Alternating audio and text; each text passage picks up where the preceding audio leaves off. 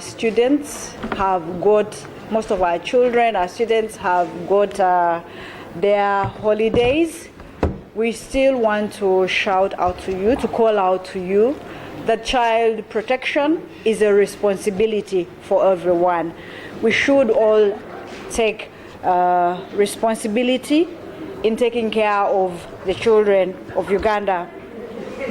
We are all living in vulnerable age and era where our children are susceptible to a lot of, or are exposed to a lot of bad stuff or negative spaces or negative environment. So this is to call upon every one of us to take charge of the children that you are parenting, that you are guiding, or that are in your vicinity. We have always raised issues here about child kidnapping, child stealing. We have looked at children being defiled. We have looked at neglect and abuse of children. There are also new vices of organ trafficking. We're also having school strikes. So there is a lot of emerging threats in our communities. We are also having two new technologies that are showcased on television, on internet, on social media. So let us all be involved in protecting the children of Uganda. Wherever you are, whatever you do, you may pass on an opportunity of either guiding or counseling another child, thinking that this child is not my responsibility. Not knowing that this child you're passing by in either guiding or guarding, this child is going to meet your child at school, in hospitals, on the street, in all these other social gatherings. So let us not leave it only to the parents, but every single one of us in all our capabilities and capacities, let us be able to guide and protect our children. To the parents, we are calling out to you to create time to your children. Talk to them, listen to them, share with them the good and the bad. If they have been at school, you will always see a change in your child. Please take time off to discover more about your children. Their wants, what they want, what they do not want, what they like.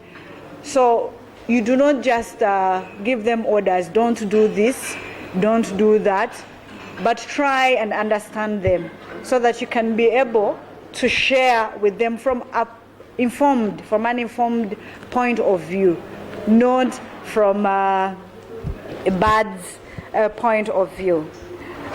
Engage your children on their academic performance and what their plans are. If someone did not perform well in school, try to interest yourselves and ask them what has happened. Why are you falling on your grades? And then discuss together, what do you need to do? What do you think your child needs to do? Don't just pay the fees, buy them food at home. Please continuously engage your children. Then we ask you to limit the visits of your children to friends, neighbors, relatives, or even sending them to the shop. Let them be guided, because you never know, you can never trust anyone you are sending these children to. So this is meant to protect them, especially from sexual and physical abuse. Be mindful of what your children watch on television and on the internet.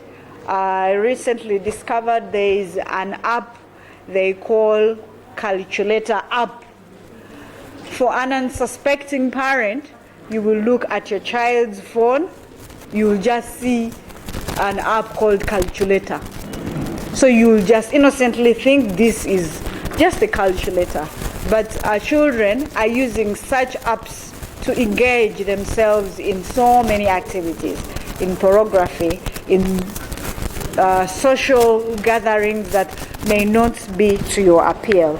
So let us limit the internet usage and spending so much time on television. Engage children in household chores. Interest them in doing household chores. Interest them in having pets. Interest them in rearing animals at home, in growing vegetables at home. Because in the morning, every morning, they have something to look forward to. They have something to give feedback to. So ensure that the children also do get a balanced diet. I'm not saying that they don't get it at school, but ensure at least that they do, because this helps both in their physical and cognitive development. And to the children, be respectful, not only to your parents, but to your siblings, to all elders, to your teachers. Learn to be respectful to everyone. Avoid gangs, taking drugs and alcohol, and avoid watching inexplicit movies or films. Now, this is a call to all parents. I am asking all parents, let us dedicate our children to God. Parents, let us dedicate our children to God. No one is going to do that for you. The government is not going to do that for you. The teachers are not going to do that for you. So what I'm saying is that we are running very busy schedules. So in cases or in places where you cannot be there to guide and protect your child, God will definitely be there to guide and protect them. So let us dedicate our children to God. Thank you.